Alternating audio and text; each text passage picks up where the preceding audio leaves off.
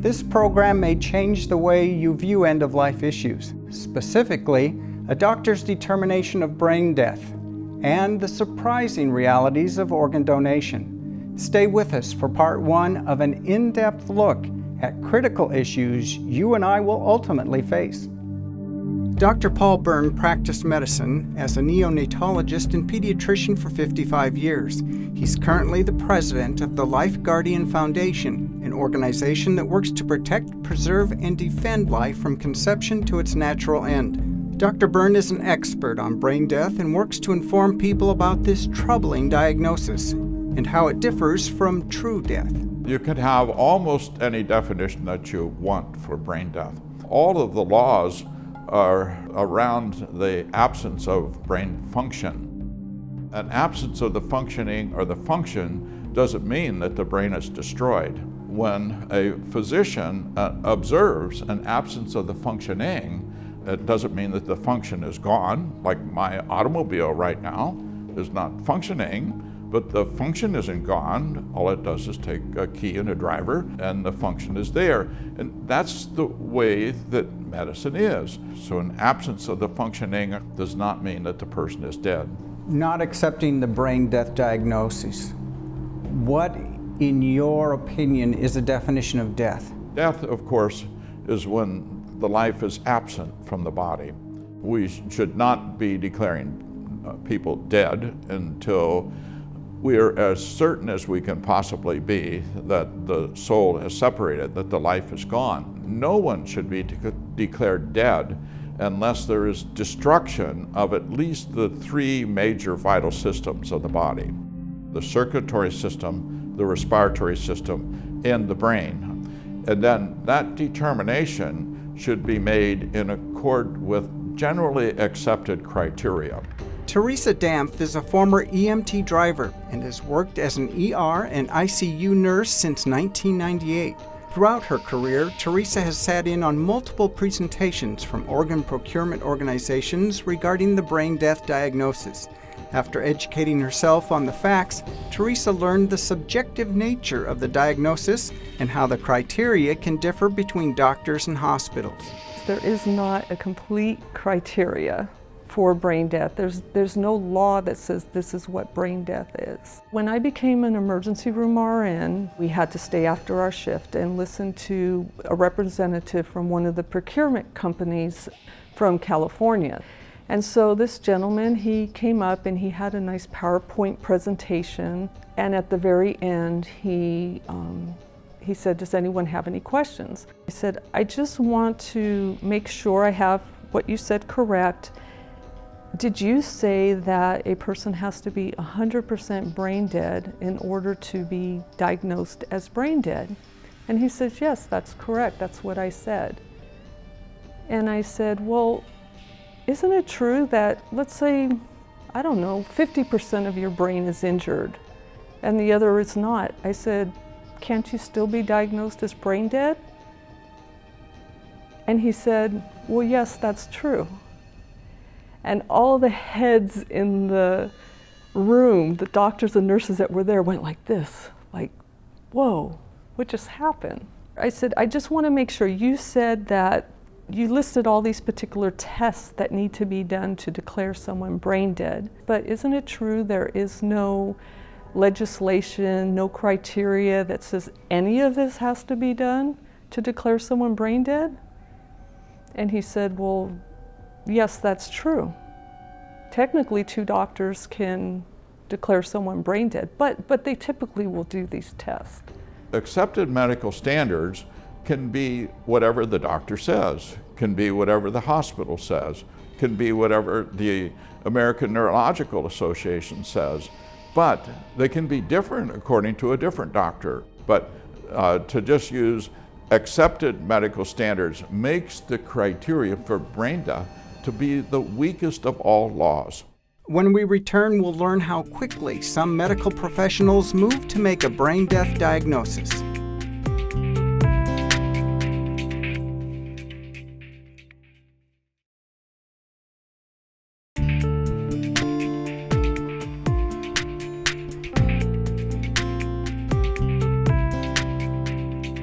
Bobby Schindler is the brother of Terry Schiavo and the president of the Terry Schiavo Life and Hope Network.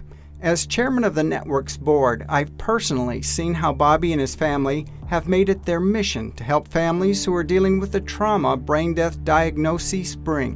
Bobby's working to dispel the hopelessness of these diagnoses and fight for a patient's right to basic and continued care. I think the increase in calls that we're seeing is concerning, knowing how quick hospitals and doctors are to issue or to come to some type of conclusion that this person in a very short amount of time is brain dead. Families are being told that there's no hope or chance of any type of recovery, yet they're seeing certain types of responses by simple stimulations that the family's performing on their loved ones, questioning really whether or not the person is truly brain dead. We saw it on a national type of event with the Jahai McMath case. She went in for a tonsil surgery and something went terribly wrong, and she experienced a brain injury. And doctors believed that she was brain dead, and they made this diagnosis in a very short period of time. They were putting pressure, a tremendous amount of pressure on the parents to end Jahai's life, where the parents simply wanted more time to see if Jahai was going to in fact recover. In fact, they said there were signs that she was responsive to certain types of stimulation. But the hospital wanted nothing to do with giving this young girl time. They were putting a tremendous amount of pressure on the family to remove Jahai's ventilator. And how long has it been since she was diagnosed as brain dead? It's been going on 2 years now.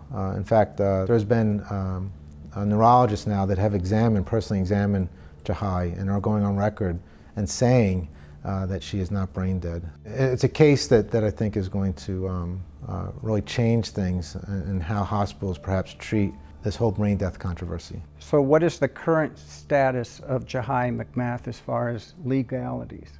Jahai was issued a death certificate. I know the family is trying to get that lifted. And on the death certificate, the cause of death is? The cause of death is still pending. So the cause is pending? That's why this case is really so important, because the brain death diagnosis still is very controversial. Hospitals are still using it, and I think in a way that is not in the best interest of the patient or the family. Back in the 90s and previous to even that, it was common for someone to spend 3 months in an ICU, 6 months in an ICU, maybe even up to a year. To be on a ventilator for 2 months was not unheard of. I personally had experience with my own father. He was in the ICU on a ventilator. He was conscious. And the following day, the doctor came in and changed the story and said my dad would be on a ventilator for the rest of his life, and was basically prepping us to, give him some morphine and take him off the vent. He came off the vent 5 days later, and he was able to breathe, and he was eventually stepped down in the hospital. And what was really interesting is when I spoke to the secretary in that ICU, I said, "Oh, you must have a lot of gifts, food and flowers and things from the patient's family." And she looked at me a little puzzled, and she said, "Well, what do you mean?" And I said, "Well, yeah, I mean, when people stay here a long time." And she goes, "Oh, nobody stays here a long time." And that was my first hint that something was really wrong. And after 3 days that my dad was on the ventilator, nurses were saying, "Your dad's been on the vent for a long time." And I said, 3 days is a long time? And they said, "Yeah." And then when he was finally weaned from it on day 5, nurses and doctors were coming in, seeing him sitting up talking, and they just were amazed. So in my experience, patients are being given the diagnosis of brain death, or there's no hope. They're not even giving patients a chance to heal. Lucrative financial outcomes can be a factor in determining a brain death diagnosis. Long-term care can incur high costs for hospitals, and many patients declared brain dead are perfect candidates for organ harvesting, a procedure that financially benefits the medical community. I think hospitals might see that this person is going to be in this type of condition for a prolonged period of time, and they might be quote-unquote expensive. So they look at this as being very costly, and therefore are going to try to do what they can to convince the family members to take the steps to end the person's life.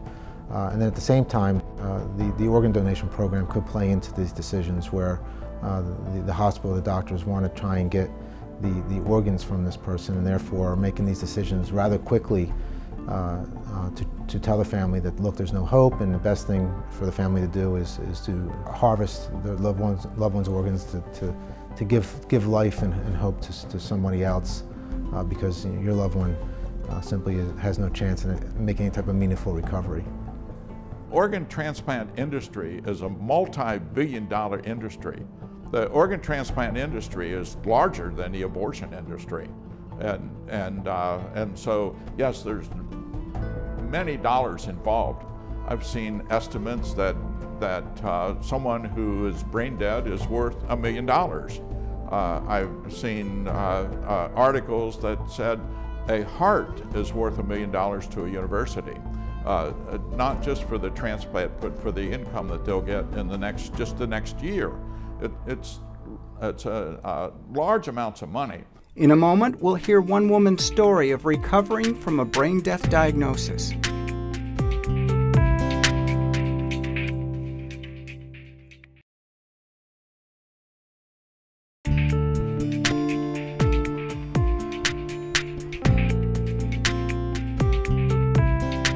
Jenny Hammond was a registered nurse for 12 years and is a former executive director of California Nurses for Ethical Standards. Her desire to become a nurse began 30 years ago when her life almost ended. Jenny had a history of small epileptic seizures, and in 1985 she contracted Giardia and was treated with Flagyl. This medication is contraindicated for patients with central nervous system disorders. The first dose caused a grand mal seizure. Jenny's husband was unable to wake her the next morning, and she was later declared brain dead. Were you aware he was trying to wake you? Yes, but I was unable to respond. And he called 911. They took me to the hospital, and they said, we can't get the seizure to stop. And they were pumping me full of the drugs that they give, which are neurosuppressants, meaning they lower or suppress brainwave activity. Finally, I coded. My heart stopped, my breathing stopped. The next time I was aware of anything, I was in the ICU. I was unable to move, to speak, to open my eyes. I was what they call locked in. But I was fully conscious and aware of what was going on around me. There was one nurse I remember very well. She would speak to me every time she was in the room and let me know what she was doing, why she was there. She called me by name.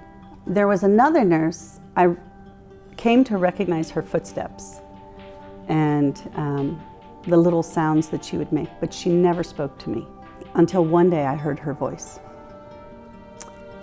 Would somebody come in here and help me move this thing?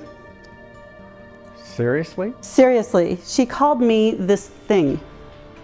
I was a piece of meat. I was a burden. Time was hard to judge. I had awake times and asleep times. And when I was awake, I understood everything that was going on.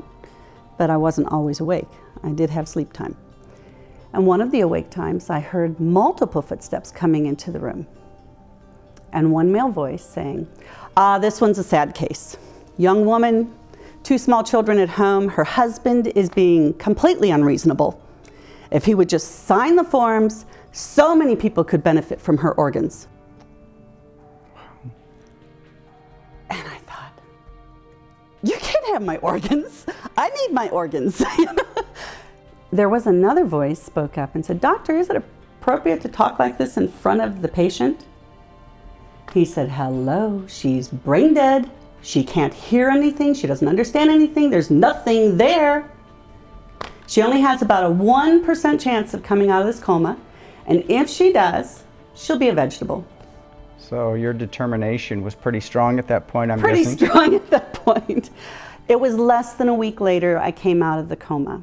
Jenny was in a coma and on a ventilator for 3 weeks, and it was a long road to recovery once she woke up. After her experience, Jenny chose to become a nurse with a passion to compassionately care for people who experience situations similar to her own. She believes patients with brain injuries and brain death diagnoses are not necessarily dead. Instead, families and patients should be afforded hope, time, and a right to basic care. I'm not an expert on at what point is a person truly dead, but I do believe that, I don't believe that brain death is true death. However, I do think that there are cases of people who simply will not recover from brain injury. But that brain injury is not necessarily the same as death. And even if the brain is not functioning, if they're able to breathe on their own and they're not respirator dependent, then their brain is still functioning. Bobby, do you think people in a so-called persistent vegetative state have a right to basic care, and if so, why? The vegetative state diagnosis is very, very dangerous for several reasons.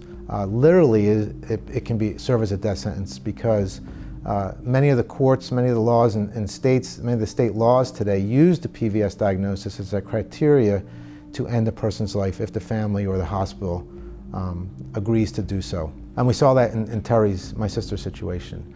It also can be a death sentence, figuratively speaking, because what happens is the vast majority of times the insurance, if this person does have certain types of insurances that would help with rehabilitation and therapy, or whatever type of funding that they might receive for rehabilitation and therapy to help with the person's brain injury, the vast majority of the time this is cut off. So the family doesn't have access now to getting that person what they so desperately need, which is rehabilitation and therapy for whatever brain injury that they experienced. The family is put in a position where they can't offer the help that their loved one needs. Furthermore, the PVS diagnosis is completely subjective, and they're finding through more and more research that it's a diagnosis that is incorrect almost 50% of the time. So we're looking at a diagnosis that is used to kill people with brain injuries, as it was in Terry's case, that is incorrect almost half the time. What we're finding, many of these individuals are in a minimally conscious state and need more and more, or need additional rehabilitation and therapy to try and improve upon the brain injury that they've experienced. So the PVS, it's really a flawed diagnosis. We need to remove it from these decisions that are being made when it comes to whether a person should live or die, or when it comes to whether a person should receive rehabilitation or not. Coming up, we'll hear advice for families who are facing a brain death diagnosis.